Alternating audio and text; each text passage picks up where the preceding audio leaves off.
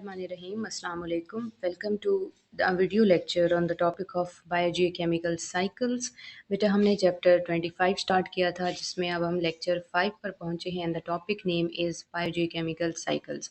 इस टॉपिक के अंदर हमने ये डिस्कस करना है that what the term means कि सबसे पहले तो हम ये देखेंगे कि यहाँ पे इन चीज़ों का मतलब क्या है, बायोजियोकेमिकल साइकिल क्या होते हैं, कौन से एलिमेंट के साइकिल को आप इसमें इंक्लूड कर सकते हैं, उनकी क्या स्टेप्स होती हैं, इन्वायरमेंट के अंदर उसका क्या रोल है एंड उसमें हमें क्या बेनिफिट मिलता है and definitely at the end meanwhile as well कि हम इसके इंपॉर्टेंट शॉर्ट क्वेश्चन और एमसीक्यूज और अगर कोई लॉन्ग क्वेश्चन बनता है तो वो भी डिस्कस करेंगे। सबसे पहले अगर आपने चैनल को लाइक नहीं किया, वीडियो को लाइक नहीं किया, चैनल को सब्सक्राइब नहीं किया तो जल्दी से इसको लाइक और सब्सक्राइब कर लें ताकि अपकमिंग लेक्चर्स आपको मिलते रहें। तो बगैर देर किए हम अपना लेक्चर स्टार्ट करते हैं। आउटलाइंस यानी हमने अंडर विच हेडिंग्स इन चीज़ों को डिस्कस करना होगा। सबसे पहली चीज़ बायोजियोकेमिकल साइकिल्स, ये टर्मिनोलॉजी है क्या, ठीक है। इसमें हम फिर न्यूट्रिएंट्स में नाइट्रोजन साइकिल को डिटेल में डिस्कस करेंगे जो आपका इंपॉर्टेंट लॉन्ग क्वेश्चन भी है। देन हम नाइट्रोजन डिप्लीशन और इसकी रेमेडीज़ को डिस्कस करेंगे कि नाइट्रोजन कैसे आपकी सॉइल से रिमूव होती है, डिप्लीट होती है और आप कैसे इसको रेमेडिफाई कर सकते हैं, यानी कैसे उस चीज़ को बचा या प्रोटेक्ट कर सकते हैं। बायोजियोकेमिकल साइकिल्स क्या होते हैं?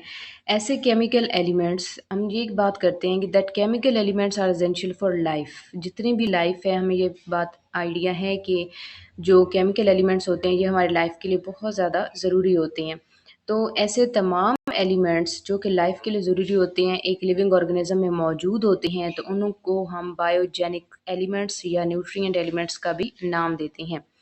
फॉर एग्जाम्पल मैक्रोन्यूट्रिएंट्स की अगर हम बात करें तो इनमें macronutrients are those elements required by organisms in large amount. Macro means large, ठीक है। ऐसे न्यूट्रिएंट्स जो कि एक ऑर्गेनिज्म को लार्ज क्वांटिटी के अंदर रिक्वायर्ड होते हैं उसको हम नाम देते हैं मैक्रोन्यूट्रिएंट्स का। लाइक वाटर है, कार्बन डाइऑक्साइड है, वाटर है, carbon, hydrogen, oxygen, nitrogen, phosphorus, sulphur and calcium. तो ये बहुत इंपॉर्टेंट मैक्रो न्यूट्रिएंट्स हैं।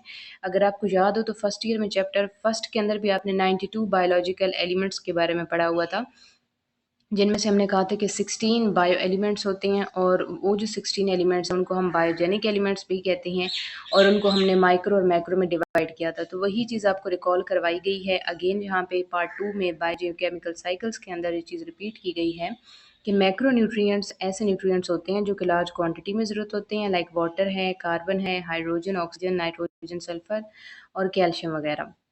अब माइक्रो न्यूट्रिएंट्स वो होते हैं जो स्मॉल क्वांटिटी के अंदर रिक्वायर्ड होते हैं या जिसको आप ट्रेस अमाउंट कहते हैं, यानी बहुत बहुत कम अमाउंट। और इसमें कौन से एलिमेंट्स आते हैं? Zinc, molybdenum, iron and iodine.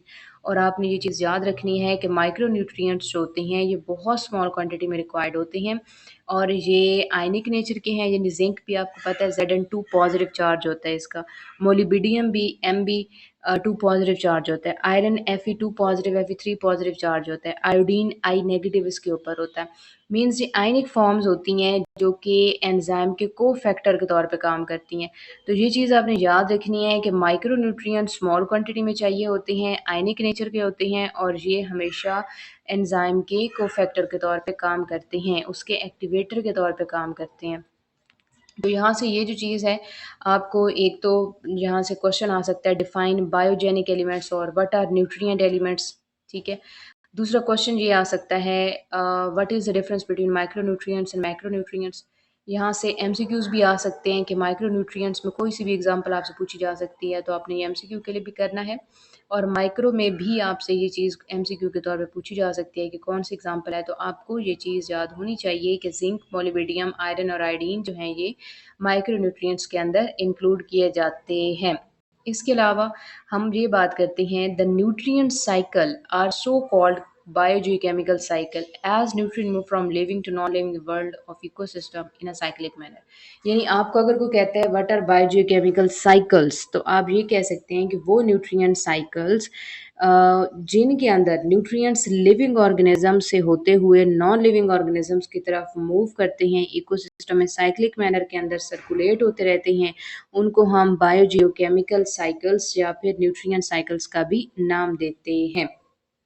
ये आपको शॉर्ट क्वेश्चन हो जाएगा। फिर हम डायरेक्टली आ जाते हैं अपने मेन लॉन्ग क्वेश्चन के ऊपर, नाइट्रोजन साइकिल के ऊपर। अच्छा, टॉपिक को नाइट्रोजन साइकिल के पार्ट को स्टार्ट करने से पहले बेटा मैं आपको ये चीज़ बता दूं कि जो नाइट्रोजन साइकिल है ये इंपॉर्टेंट लॉन्ग क्वेश्चन में भी इंक्लूड होता है। ऑल दो इसमें से छोटे छोटे हम कहते हैं कि शॉर्ट क्वेश्चंस भी बनते हैं, इसमें से एमसीक्यूज भी बनते हैं, but it is also very important for a long question as well. So nitrogen cycle की अगर हम बात करते हैं तो हम ये कहते हैं the chief reservoir of nitrogen is atmosphere. Nitrogen एक गैसियस फॉर्म है, N2 की मॉलिक्यूलर फॉर्म होती है जो कि एटमॉस्फेयर के अंदर मौजूद है। इनफैक्ट नाइट्रोजन एटमॉस्फेरिक गैसेस का 78% होता है। तो सर जो लिविंग ऑर्गेनिजम्स होते हैं वो इस एलिमेंटल एटमॉस्फेरिक नाइट्रोजन को यूटिलाइज नहीं कर सकते, फिर वो इसकी ब्रेक डाउन करवाते हैं और ये अपने अमीनो एसिड के लिए यूज़ नहीं कर सकते। और नाइट्रोजन कंटेनिंग कंपाउंड्स के लिए ये टोटली डिपेंड करते हैं सॉइल ऑर्गेनिजम्स के ऊपर। सो हम यहाँ से भी रीड आउट कर लेते हैं, since most living organisms can not use elemental atmospheric nitrogen to make amino acids and other nitrogen containing compounds, they are dependent on nitrogen present in soil minerals. यानी एटमॉस्फेयर के अंदर 78% बिल्कुल मौजूद है, इसको हम मॉलिक्यूलर या एलिमेंटल एटमॉस्फेरिक ऑक्सी नाइट्रोजन कहते हैं।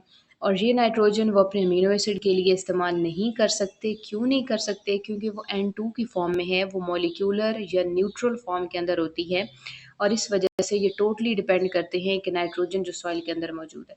एक चीज़ बेटा अपने माइंड के अंदर रखनी है कि नाइट्रोजन N2 की जो फॉर्म है वो मॉलिक्यूलर फॉर्म है, वो गैशियस फॉर्म है, उसको आप एलिमेंटल एटमॉस्फेरिक नाइट्रोजन भी कहते हैं। तो प्लांट कभी भी वो नाइट्रोजन जो है यूटिलाइज नहीं कर सकता। प्लांट हमेशा आयनिक फॉर्म के अंदर आयंस की फॉर्म में नाइट्रोजन लेगा, चाहे वो नाइट्रेट है, चाहे वो नाइट्राइट है, अमोनियम आयन है, तो आयनिक फॉर्म में, क्योंकि आयनिक फॉर्म वाटर के अंदर आसानी से डिजॉल्व हो सकती है और प्लांट की रूट्स जब वाटर की अपटेक करेंगी तो वो न्यूट्रिएंट अल्टीमेटली प्लांट के रूट में एब्जॉर्ब हो जाएगा। तो ये चीज़ आपने माइंड में रखनी है। इसी चीज़ के मद्देनज़र उन्होंने बुक के अंदर ये स्टेटमेंट्स लिखी हैं ताकि आपको ये पॉइंट क्लियर हो जाए। नेक्स्ट हम आते हैं, so despite the abundance of nitrogen, इतनी ज़्यादा नाइट्रोजन होने के बावजूद भी एटमॉस्फेयर में 78% नाइट्रोजन के बावजूद भी shortage of nitrogen in soil is often the major limiting factor in plant growth. तो ये मेजर लिमिटिंग फैक्टर होता है प्लांट ग्रोथ के लिए। सो हम नाइट्रोजन साइकिल को ऐसे डिफाइन कर सकते हैं, the process by which the limited amount of nitrogen is circulated and recirculated throughout the world of living organisms is known as nitrogen cycle. यानी ये जो साइक्लिक मैनर होता है जिसमें नाइट्रोजन की एक फिक्स क्वांटिटी जो है वो लिविंग से नॉन लिविंग ऑर्गेनिजम्स के दरमियान सर्कुलेट करती चली जाती है, यानी लिविंग ऑर्गेनिजम्स में होती है, उनकी बॉडी से फिर वो नॉन लिविंग वर्ल्ड के अंदर वाटर में जो सॉइल में चली जाती है, वहाँ एटमॉस्फेरिक बैक्टीरिया उसको अगेन फिक्स करते हैं, फिर वो यूटिलाइज होती है। तो ये सारी चीज़ें क्या होती हैं, इसको हम इंक्लूड करते हैं नाइट्रोजन साइकिल में। सो यहाँ आपकी डेफिनेशन हो जाएगी नाइट्रोजन साइकिल की, ये जो ब्लू कलर के अंदर सामने मेंशन है। ये एक ब्रीफ सा स्केच है नाइट्रोजन साइकिल के हवाले से। नाइट्रोजन साइकिल को स्टार्ट करने से पहले मैं आपको ये स्केच थोड़ा सा समझा देती हूँ, फिर हम साइकिल की डिटेल पढ़ेंगे और उसके बाद हम अगेन इस स्लाइड पे वापस आएंगे ताकि मैं आपको अगेन ये चीज़ जो है वो रिवाइज करा सकूँ। अच्छा, सबसे पहले होता ये है कि एटमॉस्फेयर के अंदर जो भी सारी नाइट्रोजन वगैरह होती है वो थंडरस्टॉर्म लाइटनिंग की वजह से जो है वो सॉइल का पार्ट बनती है, यानी वो वाटर का पार्ट बनती है, फिर वो नीचे आ जाती है, प्लांट की सॉइल के अंदर आ जाती है। जब सॉइल के अंदर होती है तो होता ये है कि सबसे पहले जो है ना उसकी फिक्सेशन होती है, यानी वो जो नाइट्रोजन है चाहे वो वेस्ट मटेरियल है किसी भी एक जो है ऑर्गेनिज्म का या एटमॉस्फेयर से ज़मीन में आई है, वो वाटर की मदद से जब बारिश हुई थी, तो उसमें क्या होता है कि जो प्रिंसिपल डिकम्पोजर्स होते हैं बैक्टीरिया और फंजाई, तो ये इसको अमोनिया में कन्वर्ट कर देते हैं। So the conversion of molecular nitrogen NO2 into the ammonia NH4 positive, उसको हम नाम कह देते हैं अमोनिफिकेशन। ठीक है, अमोनिफिकेशन जो है NH4 पॉजिटिव, इसमें जो बाकी बैक्टीरिया पड़े होते हैं सॉइल बैक्टीरिया, ये बैक्टीरिया इसको आगे कन्वर्ट कर देते हैं नाइट्राइट के अंदर। अब नाइट्राइट कौन सी फॉर्म होती है, नाइट्राइट हम कहते हैं NO2 नेगेटिव की फॉर्म में। ठीक है, कि NO2 नेगेटिव फॉर्म में नाइट्राइट में कन्वर्ट कर दिया जाता है। फिर एक और बैक्टीरिया होता है वो इसको नाइट्राइट के अंदर कन्वर्ट कर देता है। नाइट्राइट जो होती है ये NO3 नेगेटिव फॉर्म है, यानी इसमें एक और ऑक्सीजन ऐड कर देता है। अब नाइट्रेट ही वो फॉर्म होती है जिसमें प्लांट इसको यूटिलाइज करते हैं। तो यहाँ पे लिखा हुआ है एसिमिलेशन, यानी यूटिलाइज करना। तो ये जब इस तरह से रूट्स में चली जाती है प्लांट इसको यूटिलाइज कर लेगा, यानी ये जो नाइट्रेट है NO3 नेगेटिव, तो ये प्लांट अपनी जो है अमीनो एसिड के सिंथेसिस के लिए अपनी वर्किंग के लिए यूटिलाइज कर लेगा और फिर जब अमीनो एसिड बना लेगा, प्रोटीन्स वगैरह बना लेगा, तो वो नाइट्रोजन जो है वो प्लांट की बॉडी का पार्ट बन जाएंगी। ठीक है। अब काफ़ी अरसे तक जो है न इसी तरह से ये नाइट्रोजन जो है ना एटमॉस्फेयर से अमोनिफिकेशन फिर नाइट्राइट में, फिर नाइट्रेट में और फिर प्लांट की बॉडी के अंदर एसिमुलेट होती चली जाएगी। ठीक है। अब होता क्या है कि ये न्यूट्रिएंट साइकिल, नाइट्रोजन साइकिल बहुत बेहतरीन तरीके से पूरे चेक एंड बैलेंस में ऐसे चलता जाता है, चलता रहता है। लेकिन इसके साथ ही साथ क्या होता है कि अब नाइट्रोजन ने ऑब्वियस सी बात है कि डिप्लीट तो होना ही है, नाइट्रोजन ने वहाँ से जाना ही है। यानी जब उस सॉइल के अंदर मौजूद नाइट्रोजन जो है, वो क्योंकि एरोबिक बैक्टीरिया फिक्स कर रहे होते हैं, तो वो एरोबिक बैक्टीरिया जब उस नाइट्रोजन को फिक्स कर रहे हैं, तो समटाइम्स ऐसा होता है कि ये नाइट्रोजन सॉइल के अंदर इतनी स्टेबल नहीं रहती, यानी ज़्यादा देर तक ये स्टेबल नहीं रह सकती। इससे क्या होता है कि दूसरे जो नाइट्रोजन बैक्टीरिया होते हैं ना, वो इस नाइट्रोजन की क्या करते हैं कि अगेन या तो लेट्स से कि ये प्लांट की डेथ हो गई, तो प्लांट से जो है इस प्लांट की डिकम्पोजिशन हो जाएगी। जब डिकम्पोजिशन हो जाएगी तो ये प्लांट जो है अल्टीमेटली डिकम्पोज हो जाएगा का पार्ट अगेन बन जाएंगे और फिर उस सॉइल के पार्ट में जो नाइट्रोजन मौजूद है वो बहुत सारी स्पीशीज़ जैसे सीडोमोनास के ऑर्गेनिजम्स हो गए, ये सीडोमोनास बैक्टीरिया है। तो एनारोबिक कंडीशन में सीडोमोनास उसकी फर्दर ब्रेक डाउन करा के उसको मॉलिक्यूलर फॉर्म में कन्वर्ट कर देगा। वो मॉलिक्यूलर फॉर्म दोबारा से जो है वो एटमॉस्फेयर का पार्ट बन जाएगी। तो ये जो सारा साइक्लिक मैनर है, इसको हम नाइट्रोजन साइकिल कहते हैं। मैं अगेन आपके लिए रिवाइज कर देती हूँ, फिर हम इसकी थ्योरी की तरफ जाएंगे। सबसे पहले होता ये है कि एटमॉस्फेरिक नाइट्रोजन चाहे इस ड्रेन के थ्रू नीचे आए या डेड या ऑर्गेनिज्म के फीसिस के थ्रू वो सॉइल का पार्ट बने, तो बैक्टीरिया फंजाई उसकी अमोनिफिकेशन कर देते हैं, उसको अमोनिया NH4 पॉजिटिव, ठीक है, NH4 पॉजिटिव के अंदर कन्वर्ट कर देते हैं। फिर सॉइल का एरोबिक बैक्टीरिया उसको कन्वर्ट कर देता है नाइट्राइड NO2 नेगेटिव के अंदर। फिर एक और एरोबिक बैक्टीरिया इसको नाइट्रेट NO3 के अंदर कन्वर्ट कर देता है negative. NO3 negative plant utilise कर लेगा, मतलब इसकी एसिमिलेशन हो गई है। अब प्लांट उसको अपने अमीनो एसिड में कन्वर्ट कर लेगा, फिर वहाँ से प्रोटीन बनाएगा, तो वो उसकी बॉडी का पार्ट बन जाएगा। इस तरह से ये एक साइकिल ख़ास मैनर के अंदर चलता चला जाता है। ठीक है। अब यहाँ पर एक क्वेश्चन आता है कि नाइट्रोजन वापस एटमॉस्फेयर में कैसे जाएगी? तो उसके 2 तरीके होते हैं। पहला तरीका तो ये है कि सॉइल के अंदर जो मौजूद नाइट्रोजन NO3 के फॉर्म में है या NO2 नेगेटिव या NH4 पॉजिटिव की फॉर्म में, वो ज़्यादा देर तक स्टेबल नहीं रह सकती है। वो ज़्यादा स्टेबल ना रहने की वजह से उसके जो कुछ ख़ास बैक्टीरिया होते हैं जिनको हम डीनाइट्रिफिकेशन बैक्टीरिया कहते हैं, ये एनारोबिक कंडीशन में काम करते हैं, जैसे सीडोमोनास हो गया। तो ये सीडोमोनास एनारोबिक बैक्टीरिया उन तमाम आयन्स को डिकम्पोज कर देता है, फर्दर उनकी ब्रेक डाउन करवा देता है, फ्री आयन की फॉर्म में NO2 में कन्वर्ट कर देता है। वो NO2 सॉइल से अगेन जो है वो एटमॉस्फेयर में वापस चली जाती है। अब ये एक नॉर्मल तरीका है जिसको हम नाम देते हैं डीनाइट्रिफिकेशन का। ठीक है, कि वो प्रोसेस चलता रहा और उस प्रोसेस के दौरान ही ऐसा होता है कि NO3 नेगेटिव या NO2 नेगेटिव या NH4 पॉजिटिव जो भी ज़्यादा क्वांटिटी में होगा, जो भी इस्तेमाल नहीं हो रहा, फ्री पड़ा हुआ है, तो वो जो है डीनाइट्रिफाई कर दिया जाएगा, NO2 में कन्वर्ट कर दिया जाएगा और वो एटमॉस्फेयर में वापस चला जाएगा। पहला तरीका। दूसरा तरीका ये होता है कि लेट्स से कि ये जो प्लांट है इसकी डेथ हो चुकी है। ठीक है, अब इस प्लांट की अगर डेथ हो चुकी है तो इसकी डिकम्पोजिशन होगी। जब डिकम्पोजिशन होगी, अगेन डिकम्पोजिशन के बाद फ्री आयंस की फॉर्म में वो नाइट्रोजन कन्वर्ट कर दी जाएगी, वो NO2 में कन्वर्ट हो जाएगी और NO2 अगेन जो है वो एटमॉस्फेयर का पार्ट बन जाएगा। तो ये एक ब्रीफ सा स्केच था नाइट्रोजन साइकिल के हवाले से। आपने इस स्केच को ज़रूर प्रिपेयर करना है। आपको शॉर्ट क्वेश्चन में आ सकता है स्केच द नाइट्रोजन साइकिल। ठीक है, तो ये बहुत बहुत इंपॉर्टेंट है। इसके अलावा इंपॉर्टेंट लॉन्ग क्वेश्चन है, तो ऑब्वियसली अगर आता है what is nitrogen cycle, write a detail note on it's stages.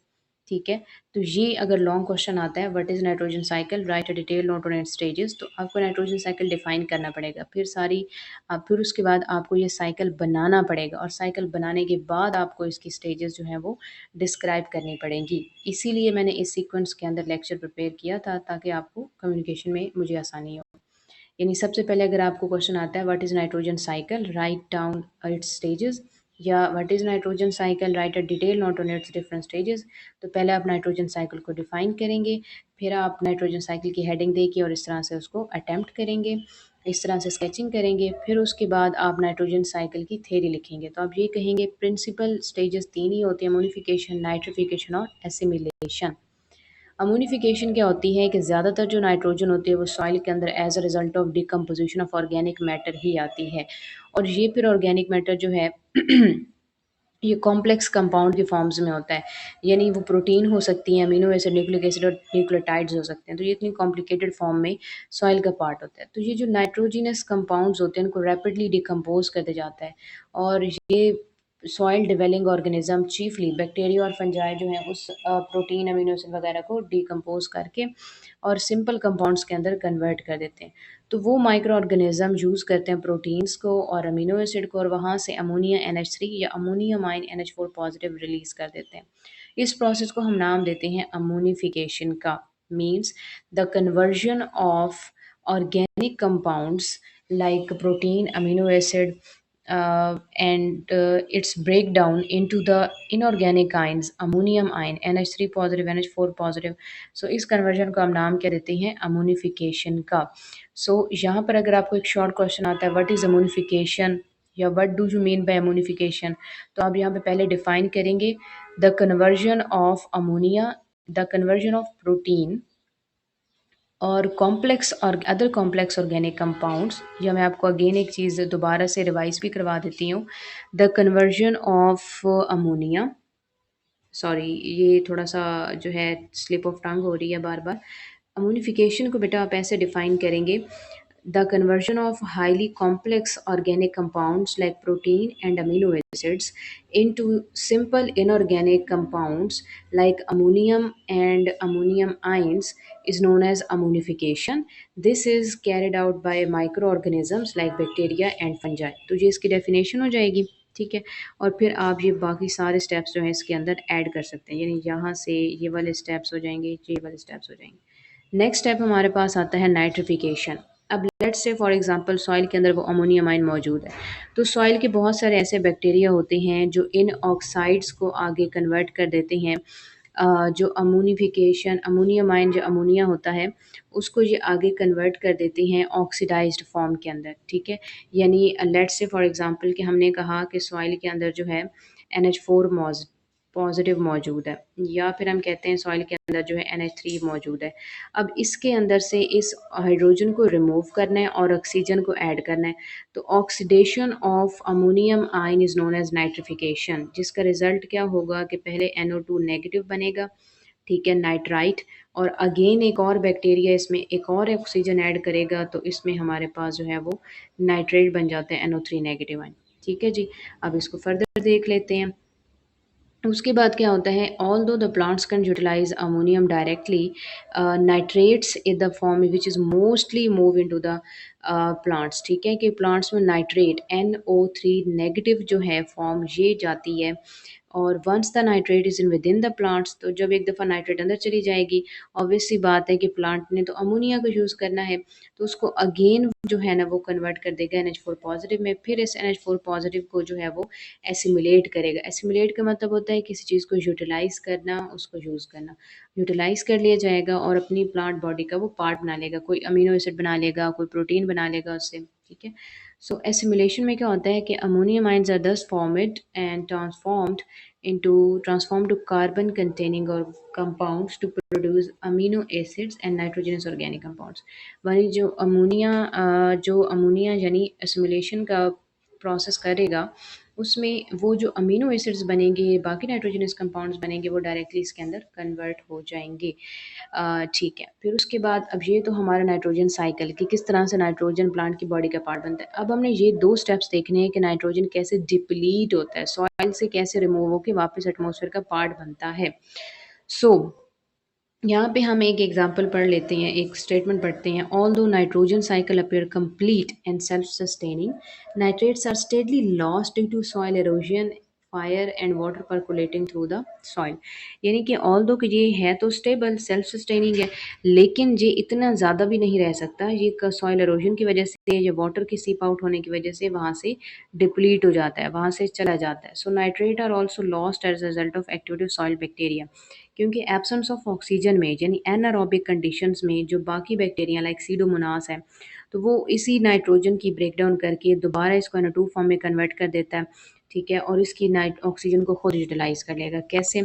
देखिए, अब NO2 फॉर्म नेगेटिव है, ठीक है, या NO3 नेगेटिव फॉर्म सॉइल के अंदर मौजूद है। अब हम कह रहे हैं कि अब ये एक मॉलिक्यूल नहीं है, ये बहुत सारे मॉलिक्यूल्स होते हैं, मिलियंस ऑफ मॉलिक्यूल्स वहाँ पे मौजूद हैं। तो जो सीडोमोनास है एनारोबिक कंडीशन में क्या करेगा, उसको तो ऑक्सीजन चाहिए, वो इसकी ब्रेक डाउन करवा देगा। लेट्स से कि दो हमारे पास, हम कहते हैं कि ये NO3 नेगेटिव आयंस थे, ठीक है, इसकी जब ब्रेकडाउन होगी तो ब्रेकडाउन करने के बाद वो इसको NO2 की फॉर्म में कन्वर्ट कर देगा। अब ये गैशियस फॉर्म में ये एटमॉस्फेयर का पार्ट बन जाएगी, एटमॉस्फेयर में वापस चले जाएगी। प्लस उसके पास क्या चीज़ आ जाएगी, उसके पास 3 मॉलिक्यूल आ जाएंगे ऑक्सीजन के, 3 2 ज़ार 6।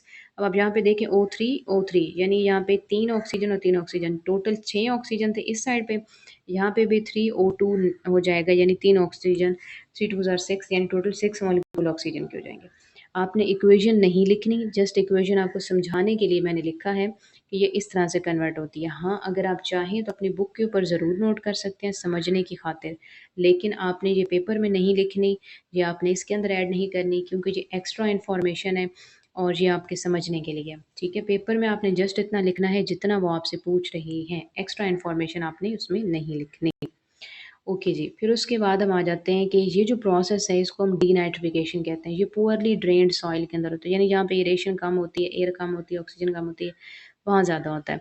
तो साइकिल को मेंटेन किया जाता है despite of these losses, primary वो नाइट्रोजन फिक्सेशन एक्टिविटी ही के थ्रू किया जाता है, जिसमें गैशियस फॉर्म को फिक्स करके ऑर्गेनिक आइंस के फॉर्म में NH4 positive, NO3 negative, NO2 negative form में कन्वर्ट किया जाता है और फिर उसको यूटिलाइज कर लिया जाता है।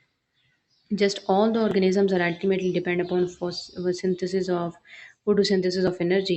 अब फोटोसिंथेसिस पे सारे ऑर्गेनिजम्स डिपेंड करते हैं, अब ताकि उससे फूड बनाएं, उससे नाइट्रोजन ले सकें। So they all depend upon the nitrogen fixation for nitrogen, ठीक है, कि जैसे जितने ऑर्गेनिजम्स हैं वो एनर्जी हासिल करने के लिए डिपेंड करते हैं फोटोसिंथेसिस पे, क्योंकि वहाँ फूड बनेगा, एनर्जी बनेगी, वो इस्तेमाल कर लेंगे। तो बिल्कुल वैसे ही वो तमाम प्लांट स्पीशीज़ जो हैं नाइट्रोजन हासिल करने के लिए साइकिल पर डिपेंड कर रहे होते हैं। सॉइल नाइट्रोजन के रिसोर्सेज बहुत सारे होते हैं और इनको स्ट्रेंथन भी किया जा सकता है, यानी सॉइल में नाइट्रोजन का कंटेंट बढ़ाया जा सकता है अगर आप नाइट्रोजन फर्टिलाइज़र इस्तेमाल करते हैं तो। और ये बहुत कॉमन प्रैक्टिस भी है, आपने देखा होगा कि जो किसान होते हैं जिन्होंने फसलें उगानी है, जिन्होंने बहुत बड़ी ज़मीन के ऊपर फसल लगानी है, तो वो फर्टिलाइज़र्स ऐड करते हैं। यूरिया आपने सुना होगा, सुपर फॉस्फेट्स आपने सुनी होंगी, ठीक है। तो ये फर्टिलाइज़र्स ऐड की जाती हैं ताकि सॉइल की फर्टिलिटी बढ़े, नाइट्रोजन का कंटेंट बढ़े, जिससे आसानी से जो है प्लांट ग्रो कर सकता है, ठीक है। और यही नाइट्रोजन फर्टिलाइज़र्स अगर आप रिकॉल करें तो आपने चैप्टर 12 फर्स्ट ईयर के अंदर जो जहाँ पर आपने न्यूट्रिशन का चैप्टर पढ़ा था, तो बिल्कुल पहले पेज के लास्ट पैराग्राफ की लास्ट लाइन में उन्होंने लिखा था कि आर्टिफिशियल फर्टिलाइज़र्स ऐड होती हैं, जैसे अमोनियम फर्टिलाइज़र हो गया, यूरिया हो गया, सुपर फॉस्फेट हो गई, ताकि नाइट्रोजन की क्वांटिटी बढ़ाई जा सके और प्लांट आसानी से ग्रो कर सके।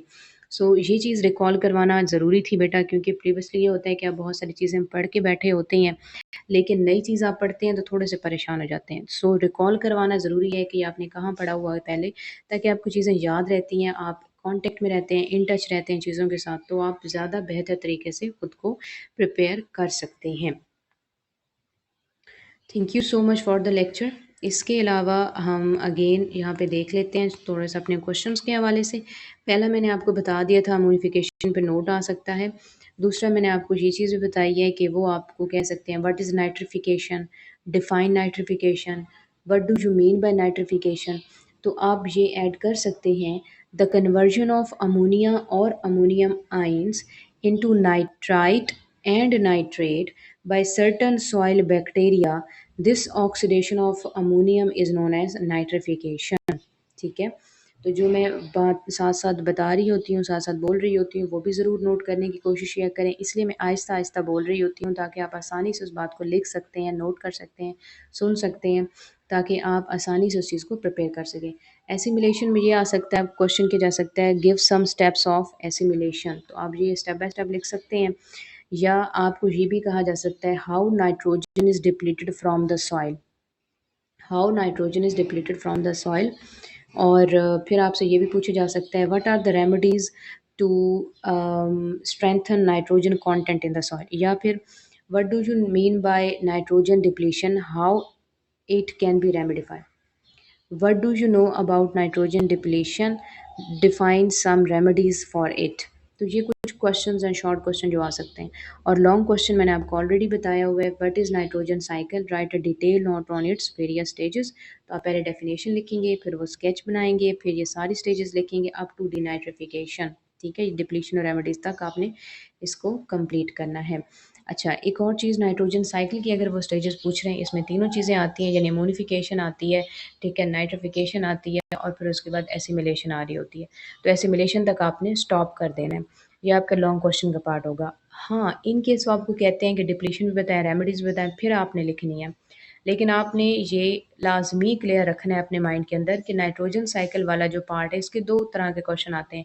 एक ये आता है, write what is nitrogen cycle, write a detail note on its various stages, also suggest some remedies for prevention of nitrogen depletion. तो फिर तो आपने लॉन्ग क्वेश्चन पूरा ही लिखना है कि आपने पहले उसकी डेफिनेशन लिखनी है, फिर साइकिल का स्केच, फिर वो स्टेजेस, फिर ये डिप्लीशन वाले पॉइंट्स लिखने हैं। ठीक है, इसके अलावा अगर आप क्वेश्चन आता है, write a detail note on nitrogen cycle या describe the stages of nitrogen cycle, फिर आपने नाइट्रोजन साइकिल डिफाइन करना है, स्केच बनाना है, फिर नीचे वही तीनों स्टेजेस लिखनी है, और एसिमुलेशन तक आपने उसको स्टॉप कर देना है। तो ये आपका क्वेश्चन अटेम्प्ट करने का तरीका होगा। Thank you so much for the listening this lecture and watching this lecture as well. I hope कि आपने वीडियो को लाइक और चैनल को सब्सक्राइब ज़रूर किया होगा, बेल आइकन को प्रेस किया होगा, ताकि अपकमिंग लेक्चर्स आपको ज़रूर मिलते रहें। और आई विश कि आपको लेक्चर के सारे पॉइंट्स क्लियर हुए होंगे।